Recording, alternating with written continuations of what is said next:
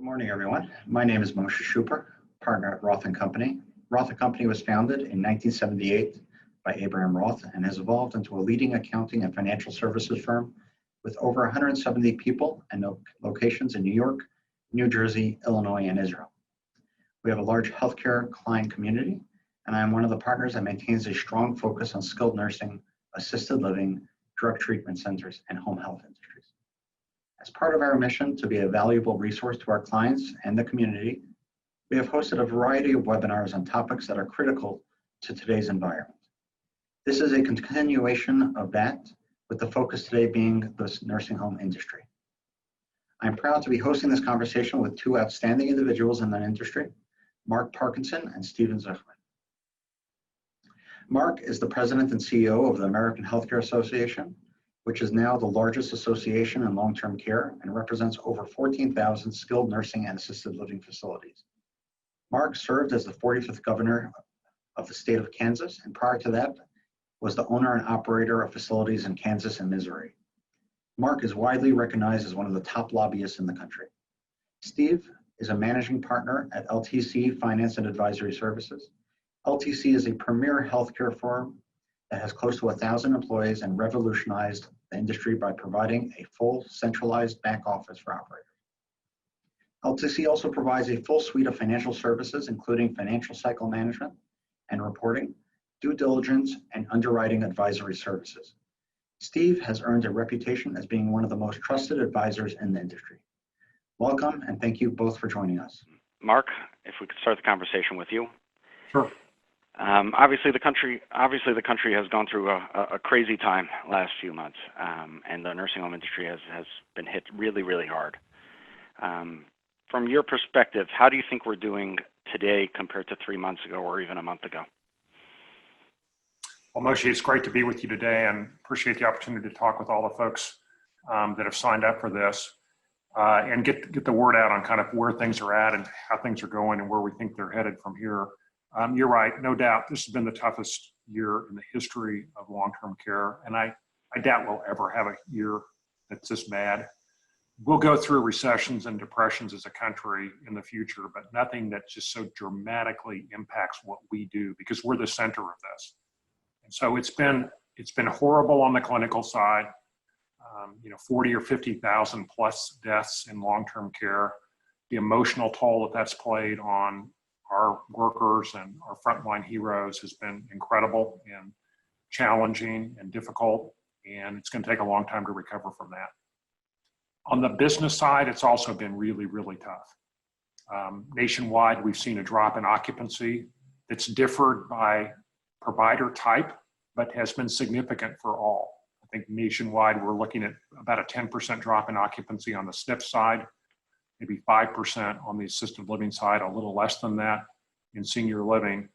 And then in those parts of the country that have gotten hit hard by COVID, particularly the Northeast, the census drops are much more dramatic than that, an average of 20 or 25%. So, we have a double whammy of incredible clinical challenges and incredible business challenges. I think the good news is we're doing better on both fronts than we were 3, 4, 5 months ago. On the clinical side, the number of new cases in nursing homes has dropped dramatically. The number of deaths has dropped dramatically. We've been much more able to contain it. On the business side, a combination of really enormous resources from the federal government and some from some of the states, I think has put most providers in a position where they can start to see some light at the end of the tunnel. We came into this with certain objectives in DC. We've been able to exceed all of them. And so I think, roughly the total amount of reimbursement from DC from the CARES Act is now up to $12.4 billion. By the time that this last $500 billion gets paid out, which is going to take about 4 months, the average provider will have received over $800,000. On top of that, there's been a lot of other things that have happened that have been helpful. So all in all, we think we've been able to achieve maybe about $20 billion of recovery.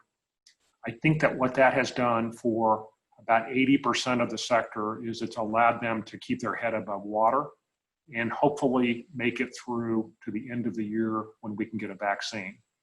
I still think there's about 20% of the sector that got hit really hard by COVID. These are buildings that are principally in New York, New Jersey, Connecticut, Massachusetts. They got hit really hard early on that need a lot more help than what we've been able to get so far. But I'm optimistic that with our lobbying efforts in DC, we're going to be able to get those buildings help. If the pandemic is over at the end of the year and we really do have a vaccine in January, February, I think we can get through this. I'm not sure I would have been that confident 4 or 5 months ago in saying that. On that note, how long do you think the occupancy will go back to pre-COVID levels? Any idea of what you think that's going to take? That's really the most important question on the business side. How long will it take us to get occupancy back? We follow occupancy very closely, and there was about a 1% decline in occupancy every week from roughly mid-March until the 1st of June. Occupancy seemed to flatten at that point. It seemed to have bottomed out. And we thought, this is great. We bottomed out. We can start rebuilding. Unfortunately, the numbers indicate that we're not rebuilding. It has not gone up materially since it bottomed out on June 1. In order to have a true recovery, occupancy has to start improving. And that's a combination of several things. First, the hospitals have to get fully engaged in accepting patients, doing elective surgeries, creating the discharges that create our post-acute business. And secondly, the public is going to have to get confident in being able to send their parents and grandparents to live in our buildings. Unfortunately, I think both of those things are going to take longer than I would have thought. So I wouldn't be surprised if occupancy is relatively flat for the rest of 2020, but that we then start gradually rebuilding in 2021, particularly when there's a vaccine and we can get the public confidence back. Steve, on your front, what have you been seeing with your clients, your financials? How's it going now compared to 3 months ago? So first of all, Moshe, I want to start with a huge shout out to both you and Mark and the organizations that you represent. Firstly, with the host, Roth&Co, I have to say that you besides for being a great accounting firm, once COVID hit, you guys took an extremely aggressive, proactive approach. You set up a designated advisory team and a series of webinars that really helped the masses, thousands of people through PPP and the CARES Act and the unemployment, family leave, sick leave, HHS funds, all the confusion that came along with that. So you guys did a really unbelievable job helping individual clients as well. Really, really unbelievable. Also want to give a shout out to Mr. Parkinson. Governor, you and your, I remember conversations prior to COVID and talking about the importance of, getting in front of elected officials and the importance of the advocacy that you do. And I think we've all learned that, lived that lesson over the last few months. Really your organization bringing our needs and our challenges in front of the elected officials, making sure that the skilled nursing industry does not get forgotten and really saving us from the brink of disaster. So, a huge thank you from us and our clients for everything that you do.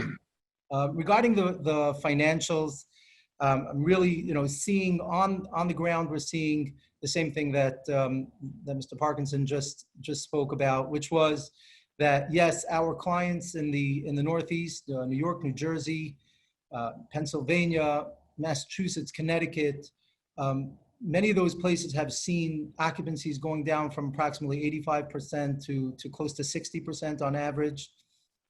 We've seen a tremendous impact, a lot of loss of life, and a lot of big dramatic issues. A lot of the Midwest, as you go towards Middle America, they've gotten hit a little bit later and maybe not to as large of an extent. They're seeing occupancy drops of 5 to 10%. Clearly the electives are hurting us. The media perception of us is not helping at all either, and the fear that people have of putting their loved ones into skilled nursing facilities is not helping us.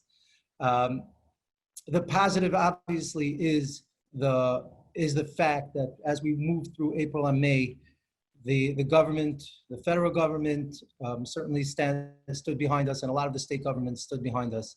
So really just echoing a lot of that. I think that we were all hoping for a V-shaped recovery, and we all thought that, okay, come the other side, we're going to come right back up. And obviously that's not playing out. But the widespread distress that we were panicked about in April and May has not played out either at this time. What do you think are some of the long-lasting effects of this whole thing?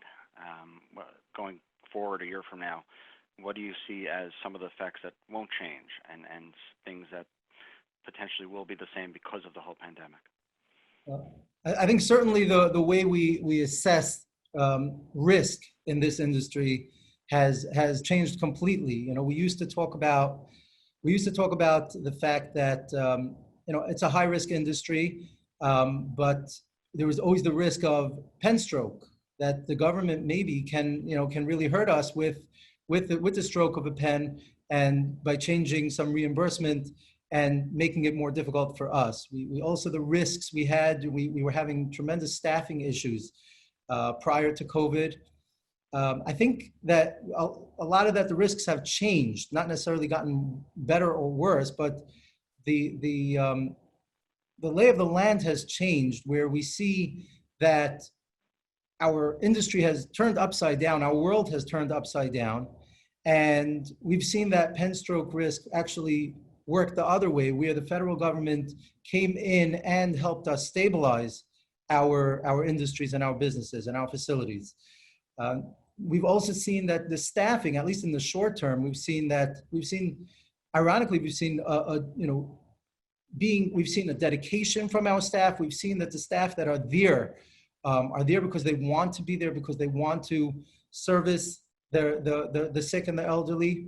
And we've also seen a little bit less, at least in the short term, we've seen less competition from other industries in terms of hiring, being able to get our staff on board. Mark, I'd like to ask you the same question. Where do you see us a year from now? You know, on the business side of it, I think a year from now we'll be past this.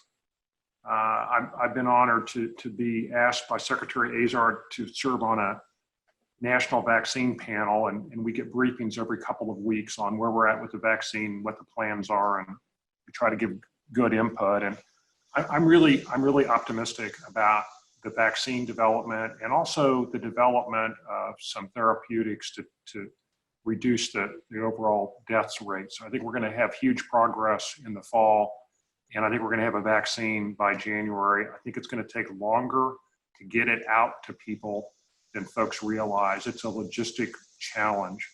But I think that I think it's going to be a one-year phenomenon. The country basically shut down in March of 2020. I think by March of 2021, this is hopefully behind us. That's what I think. And I think that once that occurs, we will slowly grow our occupancy back, and we'll slowly grow the confidence level back with the public. And so on the business side, you know, I think we'll be in much better position than we are right now. On the government side, we're going to have a massive amount of oversight, regardless of who wins the election in November. There'll be hearing after hearing in DC and probably in the state capitals on, you know, what went wrong and what needs to be done to fix nursing homes. And there'll be a lot of ideas, and some of them will be helpful and some of them will be terrible. And it'll be our job to make sure that the ones that make sense get adopted and the ones that are terrible don't. But a lot of the wish list things of our critics will be on the table under consideration. There'll be minimum staffing requirements that are pretty dramatic and not paid for that will be under consideration. There'll be folks that think that we need to have even more surveys and more deficiencies, and those things will be on the table. But hopefully there'll be some thoughtful things as well. And one of the things that we've learned from this is that having private rooms has really been helpful in keeping the pandemic from spreading, the virus from spreading. If we could get some government assistance to recapitalize our infrastructure and convert or build new buildings that have more private rooms, that could be a really positive development. there'll be a greater emphasis on infection control. You know, we've had a big emphasis in the past. That's going to be multiplied. And if we can get the government to get off of our backs on the stuff that doesn't matter very much, so that we can spend our resources and our time on infection control, we can reduce deaths, not just from COVID, but from a lot of other viruses that we face throughout time. We also hope that we can use this as an opportunity to develop a more collaborative survey system. The survey system is horrible, it doesn't work, it creates bad outcomes. And part of our job at AHCA will be to hopefully create a new survey system that will be more collaborative. So what I'm hoping for the future is a more collaborative approach with the survey teams, a real dedication to working on outcomes for residents, and just some changes that I think can really create those things. But what we'll be fighting off will be irrational oversight that just attempts to blame us because what has occurred over the last 5 months. I think you definitely see that in the New York politics, that's for sure. Going into the government side of things, obviously PPP and the CARES provider relief had a huge impact. It really provided, I think, a lifeline to many homes and many providers. Talking about that, HHS recently released a $5 billion or news about an additional $5 billion that's coming out. The initial reports were that it was related to high COVID homes or people struggling or providers that are struggling. Now it seems like it's more related to performance measures. Could you give us a little insight about what's going on the Hill in terms of what type of performance measures, what changed? Sure. Well, we were very pleased that we were able to get another $5 billion out of the CARES Act.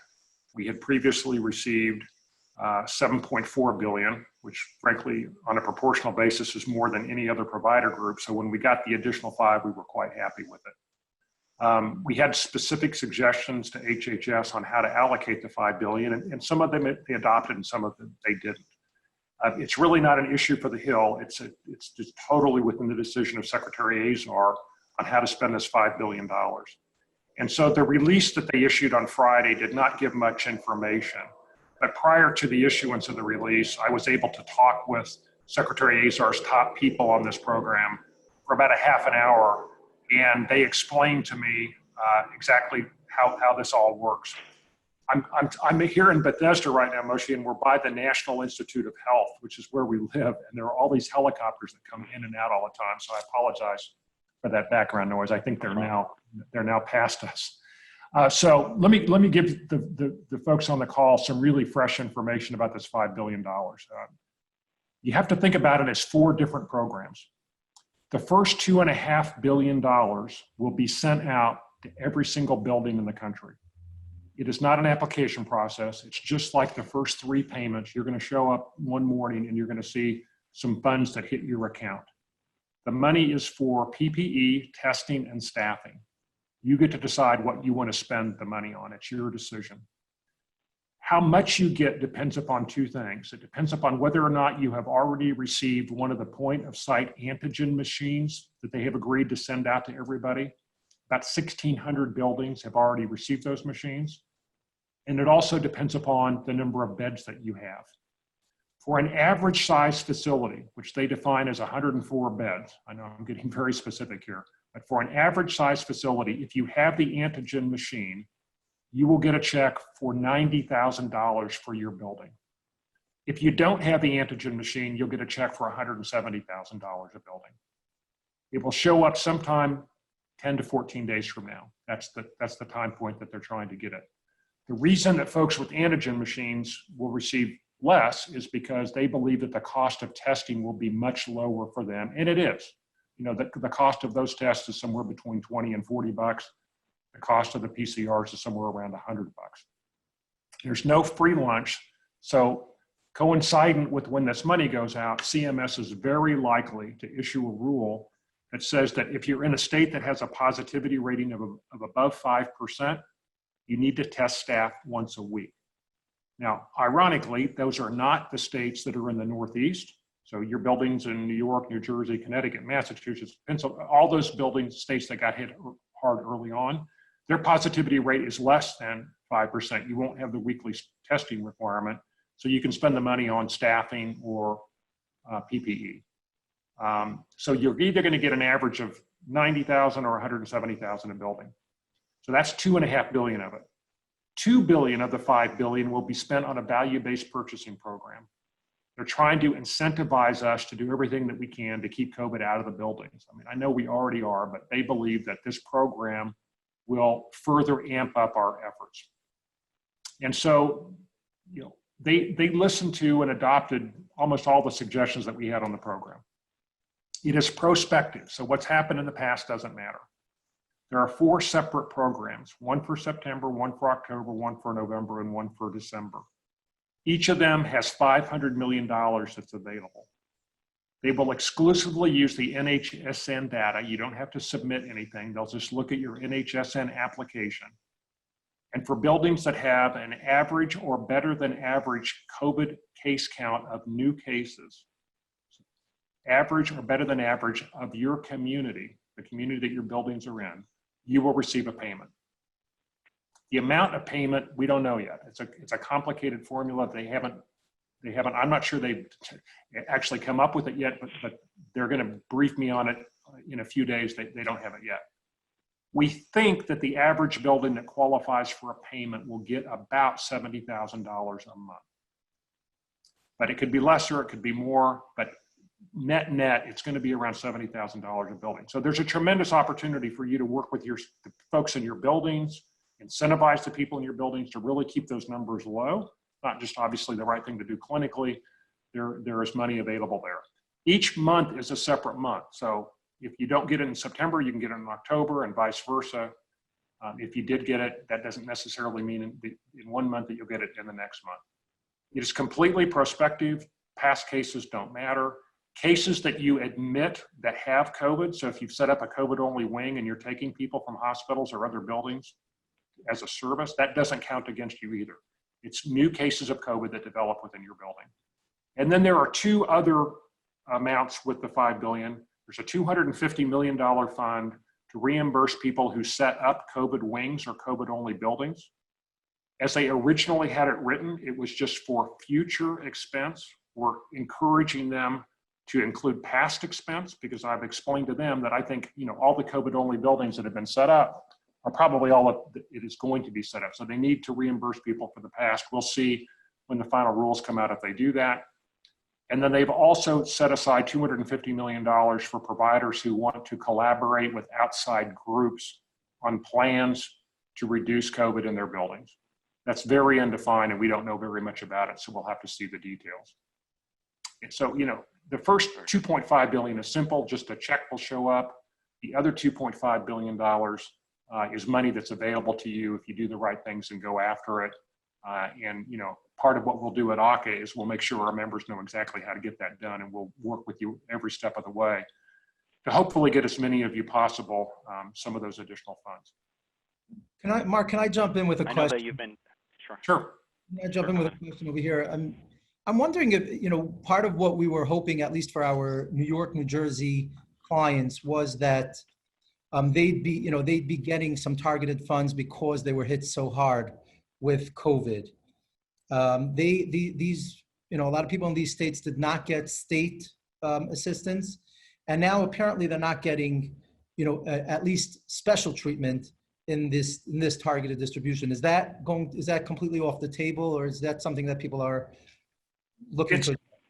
Yeah, I mean, we've been advocating for that, Steve, and we haven't succeeded in it yet, but we haven't given up on it. We still have a shot at it. I mean, I don't know if you saw the president's comments Friday evening at his New Jersey news conference, but those comments that were very supportive of the sector and very supportive of folks that have gotten hit hard early on came just 2 days after we had an opportunity to make our case to him.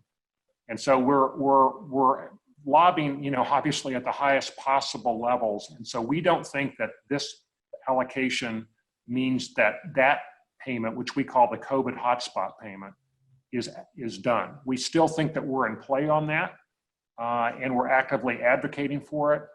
I have a hard time handicapping the probability of it, I wouldn't say that it's likely, but I also wouldn't say that it's a Hail Mary. It's somewhere in between. And it is our major focus at this point. Now that we have this distribution of $5 billion figured out, our 100% lobbying effort on the HHS fund is exactly what you're saying, which is a COVID hotspot payment. And another issue will be whether there's any money added to that fund or not. It's down to $50 billion right now. If a stimulus bill passes, they'll probably put more money in it, which will make it easier for us. But, you know, a lot of people are starting to point the finger at us and say, hey, the SNFs have gotten quite a bit. You know, we need to get some more help. So, you know, there's challenges, but I think that we're in the running to get that payment. We still have a real shot at it. Is there a reason that certain states have not come forward? Is there a reason that certain states have come forward with their own, you know, stimulus, and let's say the New York, New Jersey have not? Well, it comes back to the conversations that you and I had before the pandemic. If you are active politically, if you've worked your tail off for the last 10 or 15 years, like we have at AHCA, to develop the political relationships that you need, you can get stuff done in DC.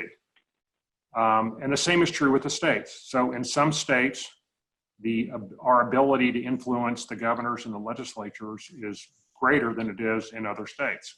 And I mean, I think it's horrendous. That's what's happened in New York to the providers in New York. And they've received absolutely no support from the state. In fact, I think there's been a 1% Medicaid cut, if I'm not mistaken.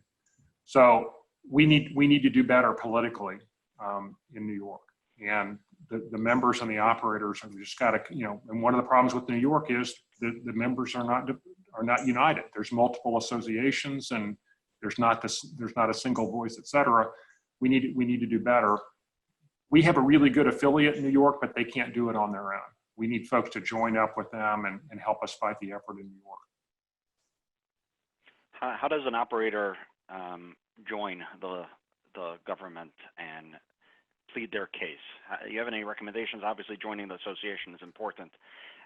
You have any other recommendations, things that they can do to have their voices heard? Well, I mean, I hate to, I didn't mean to come on and do this as an advertisement. So, but I'm going to do this anyway. You know, people can look at my face and they can see I'm almost done with this career. So this is not for me. This is for the future of the sector. The only way that we can win is everybody has to join their association. That's the number one step. And we told people that before the pandemic, and I really appreciate Steve's comments. Once the pandemic occurred, people realized and understood what we were talking about. If we didn't have the ability to go in and talk to the leadership, to go in and talk to the president, when it's really important and we need to do it, we would not have gotten these funds. These funds did not come because they thought, oh man, we really need to do everything we can to help the skilled nursing. These funds occurred because people have worked their tails off for 10 or 15 years to create these relationships. It is very frustrating to me when I talk to people and they say, I don't see the value of joining my association. What's the value? And the value is that when you are about to go extinct, which is what's happened here, there's somebody there to rescue you.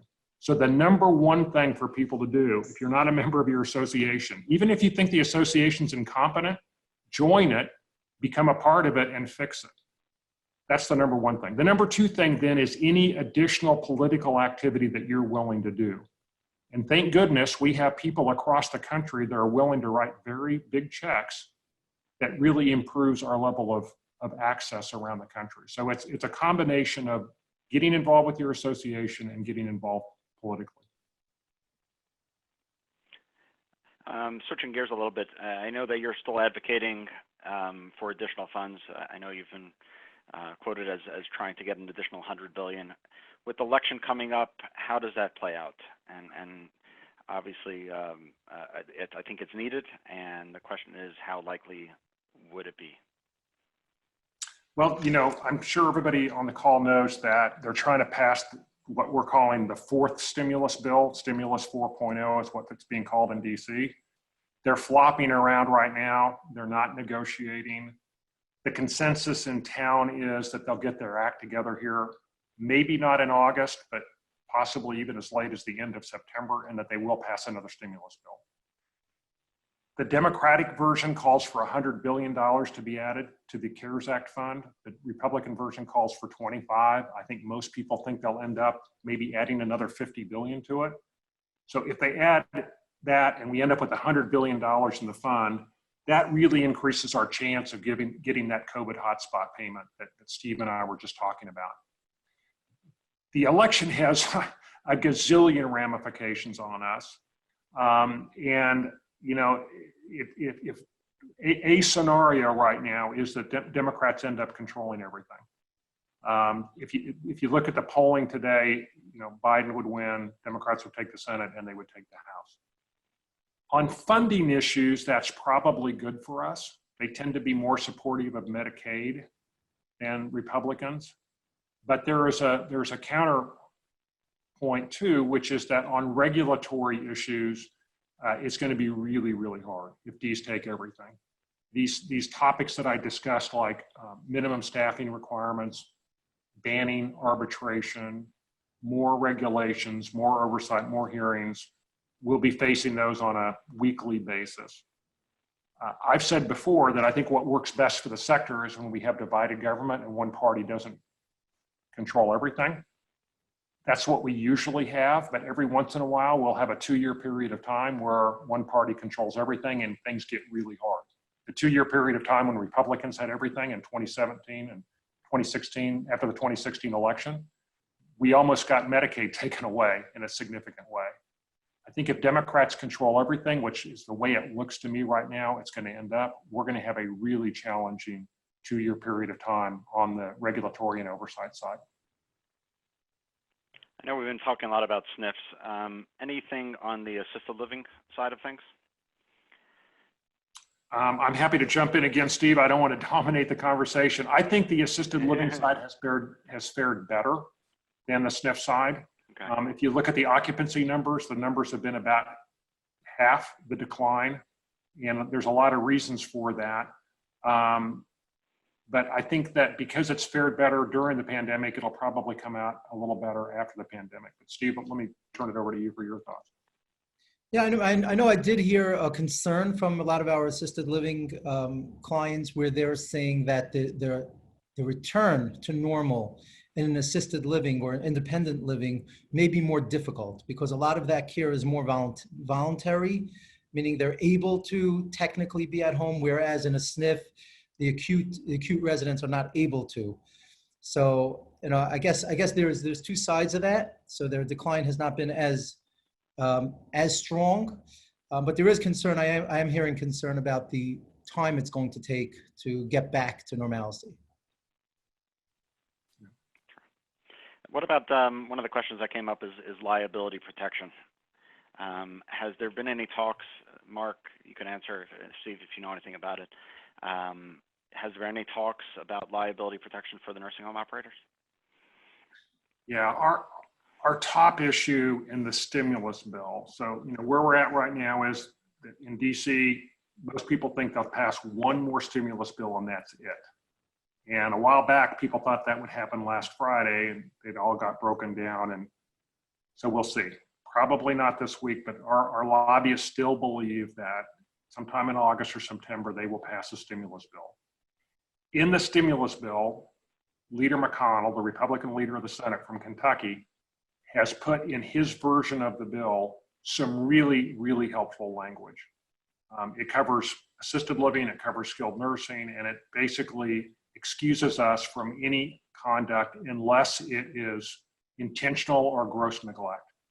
It also limits the amount of recovery so that punitive damages can't be more than actual damages, and it removes all the cases to federal court, which is really helpful because the runaway verdicts have occurred in state courts.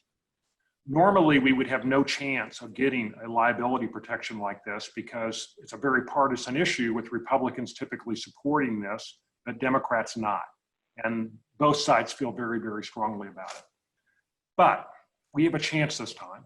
And the reason we have a chance is that Leader McConnell has said that this is his #1 issue, and he will not let a bill pass the Senate that doesn't include this language.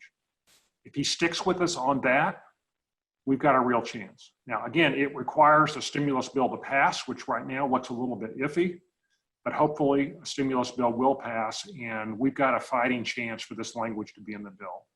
If it's not, you know, we've got a real problem. The plaintiffs' lawyers are gearing up. The statistics for us are bad. It'll be hard for the plaintiff's lawyers to win these cases in front of a jury because there's a lot of good facts for us. You know, we're doing everything we could. We just didn't have equipment. We didn't have testing. This virus was spreading by folks who had no symptoms. All of those are facts that will help when we get to a jury, but it costs a lot of money in defense to get to a jury. So we really need this liability. Switching a little bit, I know that there's been, Steve, there's been some issues related to change of ownership and how to apply and related to the funds from the stimulus package. I know I've definitely fielded a bunch of calls related to it. What's your experience related to that?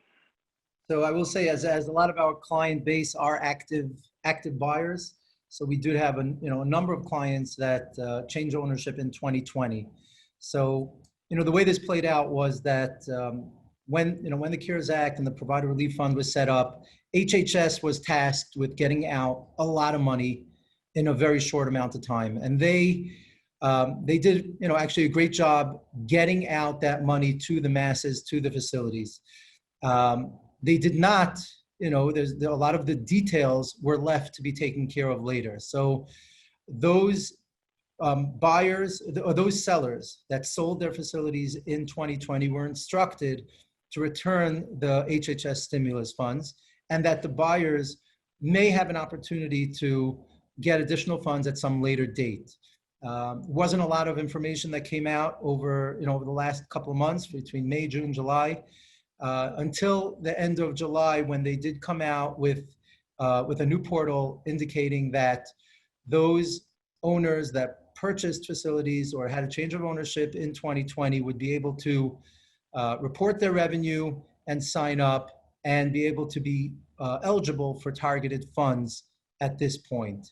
I don't know if Mark, I don't know if they've finalized what exactly those funds would be. Would it be exactly like the other facilities or something different? Yeah, we're in the same position that the two of you are. We've taken a lot of questions from members on the CHOW issues, and I think the news on that is pretty good now. I think you're exactly right, Steve. They did a really good job at getting a ton of money out to people that were kind of in a normal situation. But if you'd had a change of ownership, your payments probably went to the prior owner, and the prior owner probably ended up sending them back to HHS, and that's extremely frustrating. We've been talking with HHS about this for the last 4 months, and they've been saying the right things to us, but they weren't really doing anything about it. And I'm not really being critical of them. It's because they were doing so many other things that they viewed as higher priority and just getting more monies out there to various providers. We decided that 2 weeks ago we were going to take this into our own hands, and we were going to create our own solution to this. I talked with the folks at HHS. They said they would appreciate that. So if you're a member, we've created a dedicated solution at AHCA. You access it by sending an email to CHOW, C-H-O-W, at AHCA.org, CHOW at AHCA.org. Let us know your situation, the name of your buildings, what funds you have and have not received, when your transfer occurred, et cetera. We're putting those together in a really user-friendly form for HHS, and we're going to take them over to HHS, and they say that they'll help us get them paid. In addition to that, HHS has agreed that they will set up their own portal. They announced that it would be set up the week of August 10th, which is this week. And so the way the government works, we're assuming it'll get set up on Friday. And at that point, they'll have their own portal where you can submit your own information to them. But here's the deal. There's a lot of other provider groups that have these same issues. Every other provider group, home health, hospice, you name it. So when they open up that portal, they're going to get thousands of pieces of information, many of which are complicated. So what we're doing is that when you send us your information at CHOW at AHCA.org, we're going to help you file with them on their portal, but then separately, we're going to take our stuff over to them, and we're going to have a separate meeting with them, and we're going to get these SNF things paid. So look for their portal, but also contact us. I think if you do both, you're going to improve your chances of getting paid. Thank you. Good information. I'd like to switch to another topic, public confidence. Obviously, news stories are out there. It's constantly out there whenever you open up Fox News or any other news outlet. It's a question of, our people feel safe within the communities. How do we restore that public confidence? How do we bring it back to the point of pre-COVID? Well, I'll jump in, Steve, and I'll take this one first. The view from the public is understandable. I mean, you just have to ask yourself, how comfortable would you feel right now about putting a parent or a grandparent in a nursing home? And I think the answer is it depends a lot. It depends on the nursing home. It depends upon what's going on in the community, et cetera. And we know about the sector. You can just imagine how people that don't understand our sector feel about it. We do a lot of polling. My background in politics has taught me the importance of really understanding where the public is coming from, so you're not guessing and you're not making decisions based on anecdotes.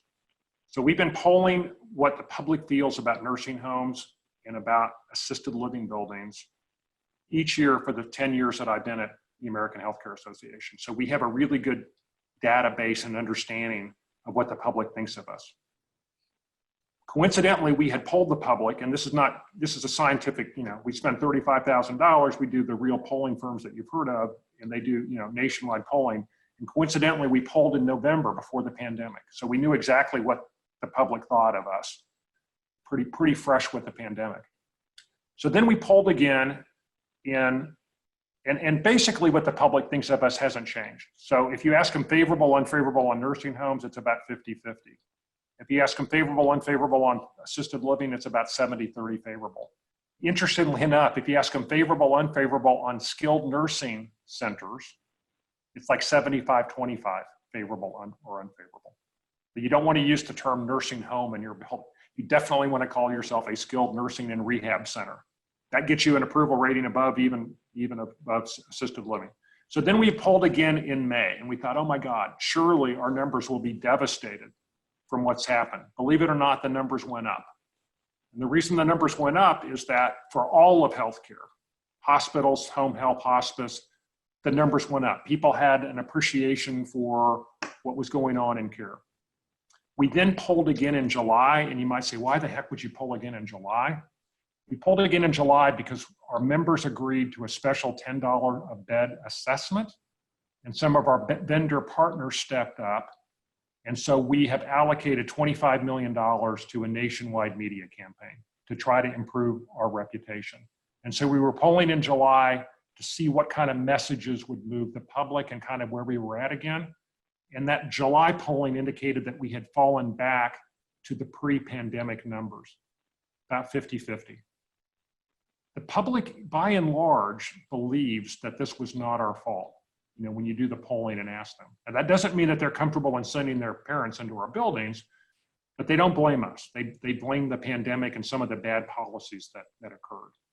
So we are starting a nationwide campaign, not network, we can't afford network, but nationwide cable campaign that's targeted at women age 40 to 60, because that's the age group that typically makes the decisions for their parents, that will start at the end of August, and it is designed to tell our story, to tell the story of the heroes in the front lines who worked double shifts to save folks, and when they had the resources were able to do it. So I just think it's a matter of that, it's a matter of time, it's a matter of the pandemic going away, and eventually we'll get back to where we were, but it's going to take some time.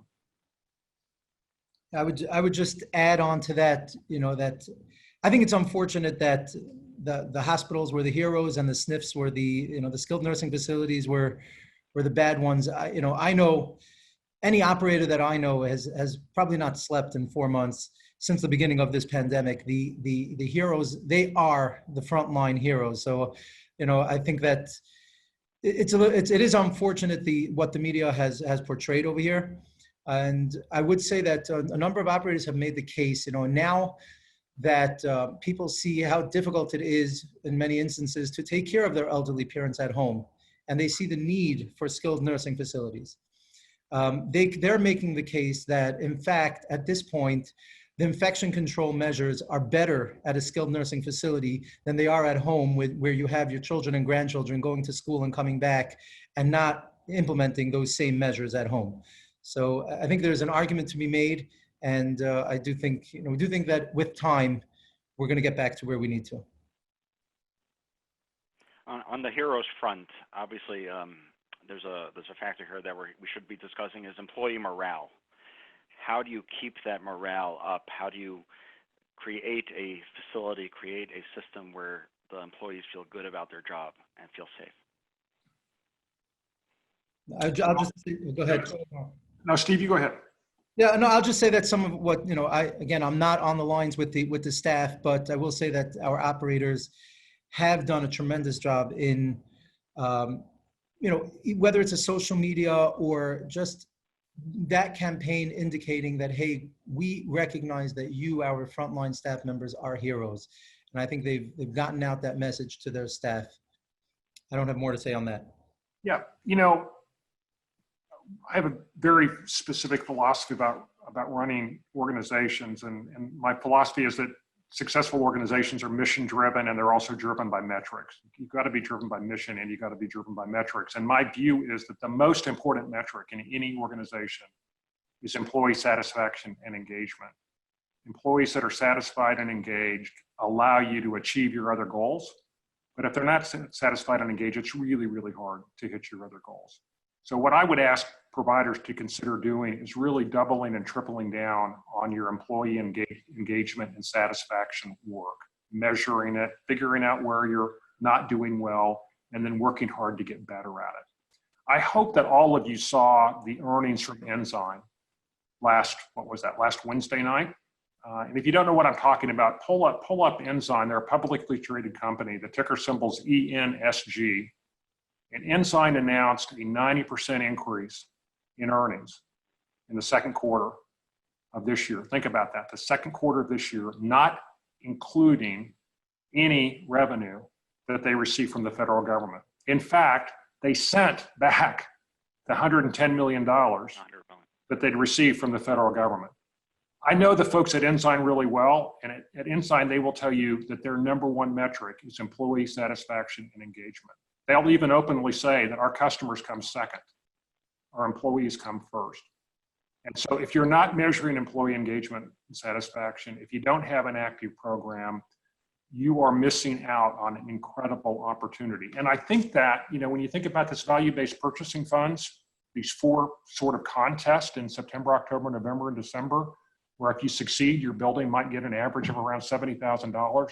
That's a perfect way to align your employees' interest with yours. Get them involved in that program. Incentivize them, if you receive a payment. Get everybody working and headed in the same direction. And I think it'll work out. I'm not just talking about this theoretically. Stacy and I, that's what we did for our careers. We were much younger, is that we built and owned and operated buildings.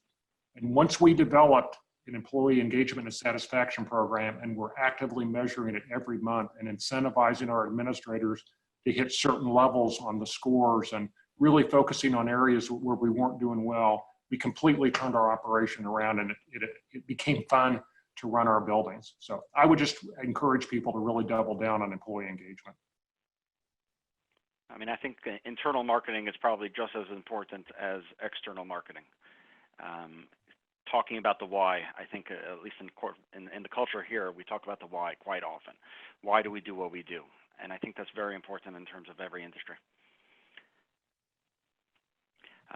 Going into the deal-making area, based on my conversation with clients, people are still making deals, people are still buying. Steve, what have you seen in terms of deals? Are banks more apprehensive about financing? Tell us a little bit about it. So it was interesting to see how everybody worked lock and step over here, where you had,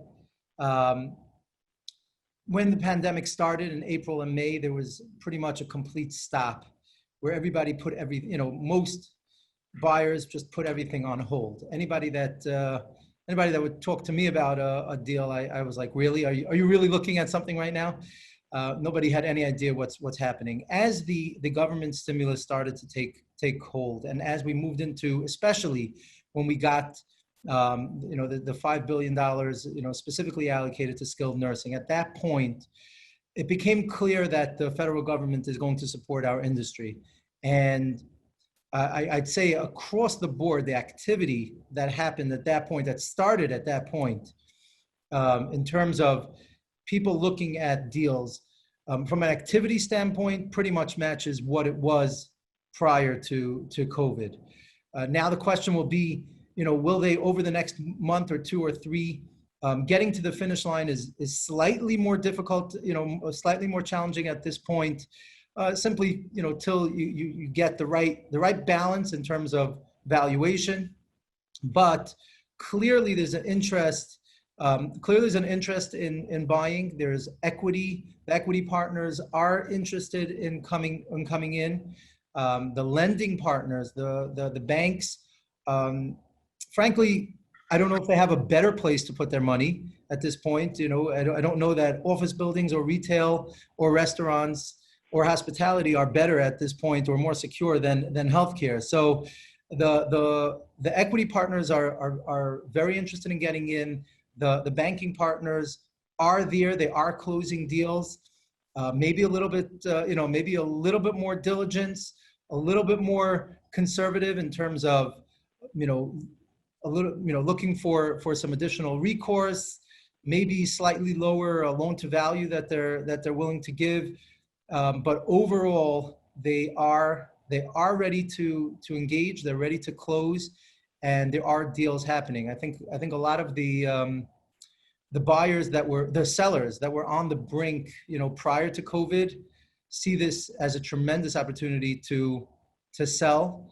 They are, especially the mom and pop type operators, the nonprofits that, don't want to or don't have the strength or the stamina to go through this for another year. They're looking to get out. But I would say that the distressed purchases or the heavy discounts that people thought would be coming our way have not presented themselves at the time. There are slight adjustments in valuation, but overall there's interest in buying, and the valuations are not yet at a sharp discount.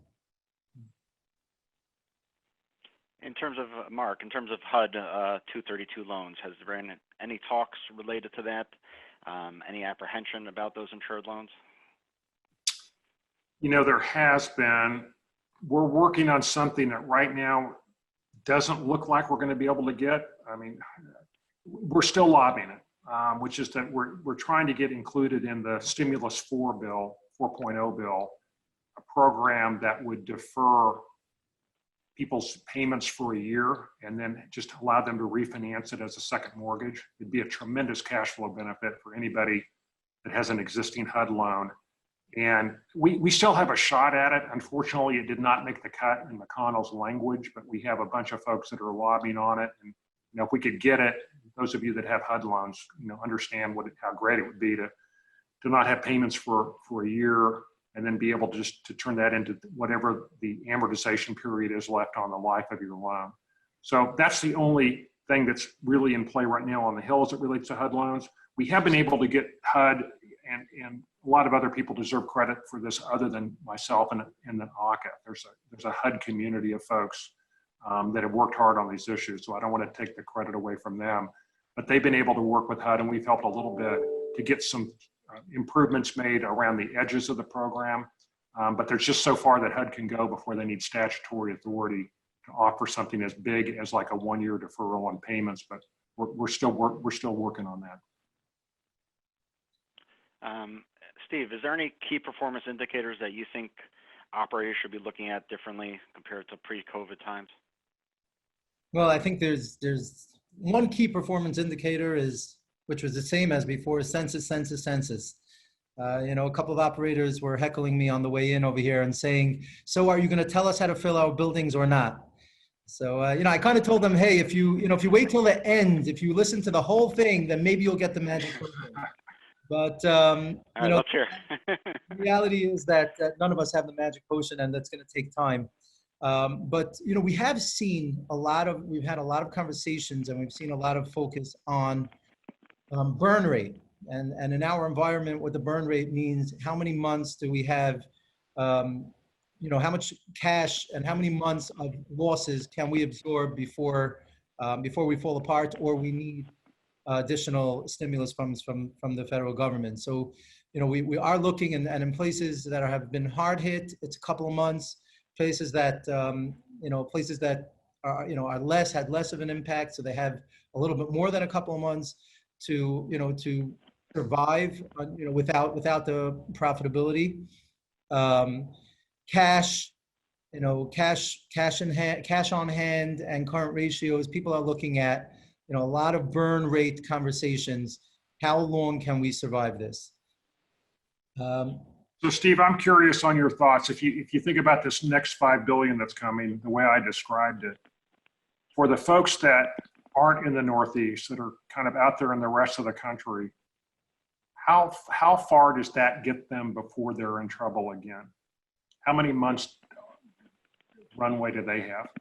The folks in the Northeast, again, the original funds got them a couple months, let's say 2-3 months. So this will probably give them another 2-3 months. If they're lucky enough to have been able to participate in PPP, they may have some additional time. So I guess we're kind of looking at, with this money, hopefully most operators can get close to the end of the year. But at that point, we're really hoping for either a turnaround or an uptick in census, or at least people getting to their break-even point, and then and if not, having some additional funds coming our way. We're running out of time here. There's a lot of questions that come through. If we don't get to them, or if we didn't talk about them, we'll try to follow up with an additional email or additional guidance on those. One thing I do want to mention is that on the accounting side of things, there's a lot of terms and conditions for all of these stimulus packages, PPP, the Provider Relief Fund.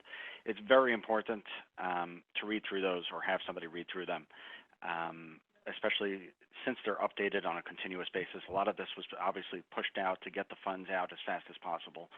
And it's important to continuously look at the frequently asked questions and the terms and conditions to make sure that you're on top of that situation.